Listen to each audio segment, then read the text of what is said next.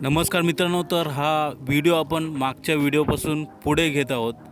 तर ही कुस्ती चाललेली होती मित्रांनो, हरिश्चंद्र बिराजदार नेत्रपाल सिंग यांच्यामध्ये। तर मित्रांनो, दोघेही पैलवान प्रचंड थकले होते। 50 मिनिटे होऊन गेली तरी निर्णय लागत नव्हता।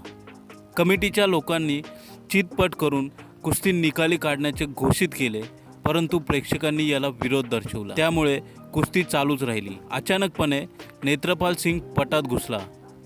पटात घुसलेल्या पैलवानाला पाठीवर पाडायचा हरिश्चंद्र यांचा प्रसिद्ध डाव होता। क्षणाचाही विलंब न लावता त्यांनी बगलेत हात घालून नेत्रपाल सिंगला पाठीवर उताने पाडले। लोकांनी जल्लोष करून स्टेडियम डोक्यावर घेतले। तेव्हाच दोघांनाही काय झाले ते कळले। रुस्तमे हिंदचा किताब हरिश्चंद्र बिराजदार यांना बहाल झाला। ही मातीवरची कुस्ती होती। मॅटवरच्या कुस्तीतही या दोन पैलवानांनी भाग घेतला होता। दुसऱ्या दिवशीची मॅटवरची ही कुस्ती खेळण्याची बिराजदार यांनी तयारी ठेवली होती। सर्वांचे म्हणणे असे होते की त्यांनी ही कुस्ती न खेळता निघून जावे, परंतु त्यांच्या मनात जय पराजय विचारच नव्हता। संघाचे प्रशिक्षक रामचंद्र चव्हाण यांनी मॅटवरची कुस्ती खेळू नको असे सांगितल्याने त्यांनी ही कुस्ती टाळली। रुस्तमे हिंदमुळे हरिश्चंद्र बिराजदार यांचे नाव देश पातळीवर पोहोचले होते। परंतु मित्रांनो, याच काळात हरिश्चंद्र बिराजदार यांची आर्थिक परिस्थिती अतिशय नाजूक बनली होती। जमिनीवर कर्ज काढून काढून वडील कर्जबाजारी बनले होते। पैसे पाठविण्याजोगी त्यांची परिस्थिती राहिलेली नव्हती। या काळात पुणे भागात होणाऱ्या यात्रातील कुस्त्या खेळण्याचा निर्णय हरिश्चंद्रांनी घेतला होता। दररोज एक यात्रा करायची, तिथली बक्षिसं जिंकायची, हॉटेलमध्ये खायचे व तालमीत झोपायचे। जवळपास 1.5 महिना त्यांनी या पद्धतीने घालवला। यातून 11,000 रुपये जमा झाले, परंतु व्यायाम व खाण्यामुळे प्रकृती कमालीची खालावली। याच वर्षी पटियाळात आशियाई चाचणी स्पर्धा होत्या। याची माहिती त्यांना उशिरा कळाली।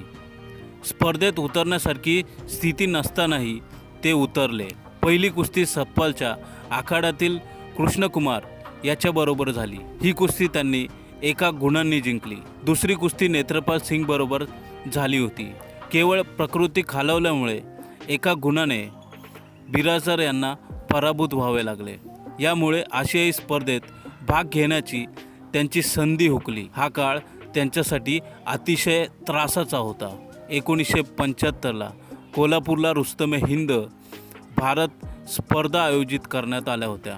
त्यावेळी सतपालच्या नावाची प्रचंड हवा होती। देशभरातील अनेक नामवंत पैलवानांना त्याने हरवले होते। इथे दुसऱ्या गटात हरिश्चंद्र बिराजदार पराभूत झाले। त्यांना 4था क्रमांक मिळाला होता। अपेक्षेप्रमाणे सतपाल इथे रुस्तमे हिंद ठरला। त्यानंतर कोल्हापुरात कोणीही पैलवान दिसला की लोक त्याची काय सतपाल म्हणून टिंगल करू लागले। सतपालला कोणीच पराभूत करू शकत नाही अशी सर्वांची भावना बनली होती। वर्तमानपत्रांनी तर त्याला अक्षरशः डोक्यावर घेतले होते। पैलवान म्हणजे फक्त सतपाल अशी सर्वांची भावना बनली होती। या काळात पीटर पटेल नावाचा कुस्तीचा ठेकेदार प्रसिद्ध होता। त्याने दारासिंगच्या फ्रीस्टाईल कुस्त्या ठेवून त्या यशस्वी केल्या होत्या। सतपालच्या नावाचा खूप गवगवा झाला, म्हणून तिकीट लावून त्याचाही 4 ठिकाणी मुकाबला ठेवला होता। 4था मुकाबला हरिश्चंद्र विरुद्ध सतपाल असा मुंबईत होणार होता, परंतु पहिले 3ही मुकाबले आर्थिकदृष्ट्या प्रचंड तोट्यात गेल्याने 4था सामना त्याने रद्द केला। त्यामुळे लोकांच्या उत्सुकतेचा विषय असलेली ही लढत त्या वर्षी टळली होती। मित्रांनो, यानंतर 1976 पासून त्यांना पोटाचा त्रास सुरू झाला। त्यांना प्रचंड वेदना होत होत्या। औषधं घेतले की तेवढा पुरता त्रास कमी व्हायचा। त्रास नेमका कशामुळे होतोय याचे निदानही होत नव्हते। हे वर्ष असेच गेले। 11 जानेवारी 1977ला बेळगावच्या एका ठेकेदाराने हरिश्चंद्र बिराजदार विरुद्ध सतपाल अशी लढत जाहीर केली। सतपाल त्यावेळी सर्वांना आव्हान देत फिरत होता, त्यामुळे त्याच्याबरोबर एक कुस्ती करण्याची त्यांची इच्छा होती। ही संधी चालून आली। या कुस्तीची प्रचंड जाहिरात करण्यात आली होती। लाखो कुस्ती शौकीन देशभरातून बेळगावकडे येत होते. विविध वर्तमानपत्रांच्या प्रतिनिधींनी गर्दी केली होती. 10 जानेवारीच्या केसरीमध्ये महाराष्ट्राच्या शेवटचा बुरुज लढतोय या मथळ्याखाली सविस्तर इतिहास प्रसिद्ध झाला होता. 11 जानेवारीला ही ऐतिहासिक लढत सुरू झाली. आक्रमक व चापल्य हे सतपालचे वैशिष्ट्य होते, परंतु कुस्ती सुरू झाल्याबरोबर बिराजदारांनी आक्रमण करून त्याला दोरीवर नेले. पट काढूनच सतपाल विजय मिळवी. त्याने पहिला पट काढला. मोठ्या कष्टाने हरिश्चंद्राने हा पट काढला. दुसऱ्यांदा त्याने पट काढला. हा पटही त्यांनी काढला. तिसऱ्यांदा त्याने पट काढल्यानंतर आपला खास डाव टाकून हरिश्चंद्रांनी त्याला चित केले. सतपाल पाठीवर उताना पडला. लोकांनी न भूतो न भविष्य असा जल्लोष करीत मैदान डोक्यावर घेतले. त्यावेळी सतपालची लोकप्रियता शिखरावर होती. सतपालला चित करणारा हरिश्चंद्र अशी भरपूर प्रसिद्धी त्यांना मिळाली. 1977 नंतर त्यांच्या दुखण्याने खूपच उचल खाल्ली. मुख्यमंत्री वसंतदादा पाटील यांनी त्यावेळचे क्रीडा मंत्री अरुण दिवेकरांना सोबत घेऊन जसलोकला पाठवले होते.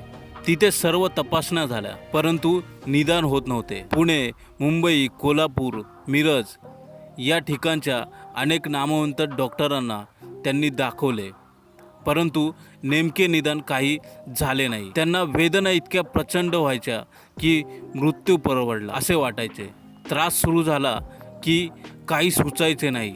दरम्यान एका डॉक्टराने अपेंडिक्सचे निदान करून ऑपरेशनही केले, परंतु यानंतरही त्रास सुरूच राहिला. कोल्हापूरच्या एका डॉक्टराने किडनीतील खड्याची शक्यता वर्तवली.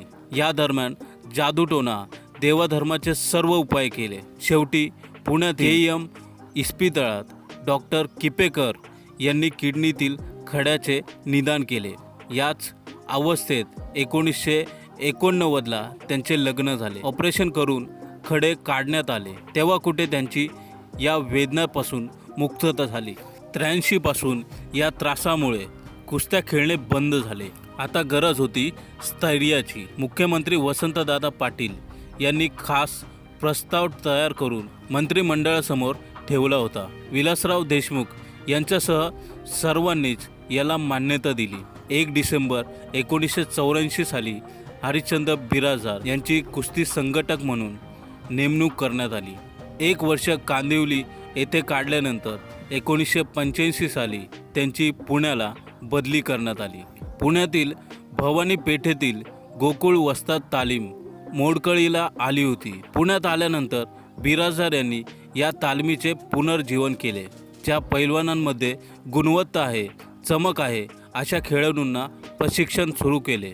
त्यांच्या मार्गदर्शनाखाली आजपर्यंत शेकडो पैलवान तयार झाले. त्यांचाच शिष्य लातूरचा काका पवार हा अर्जुन पुरस्काराचा मानकरी ठरला, तर त्याचा छोटा भाऊ गोविंद पवार याने आंतरराष्ट्रीय स्पर्धेत खेळून रौप्य पदक पटकावले होते. रवींद्र पाटील याने आशियाई स्पर्धेत सुवर्ण पदक, तर राहुल आवारे यांना ब्रांज पदक मिळाले होते. या 4 खेळाडूंशिवाय राजेश बाळगुजे, राहुल काळभोर, हुसेन वाघमोडे, युवराज वाघ, संजय मगर, अमोल काशीद, रणजित नालावडे हे त्यांचे शिष्य असलेले कुस्तीपटू आंतरराष्ट्रीय पातळीवर खेळलेले आहेत. आत्तापर्यंत त्यांचे 5 शिष्य महाराष्ट्र केसरी विजेते ठरले असून 7 जणांना शिवछत्रपती क्रीडा पुरस्काराने सन्मानित करण्यात आले आहे. किमान 25 खेळाडू हे राष्ट्रीय पातळीवर विविध पदक विजेते आहेत.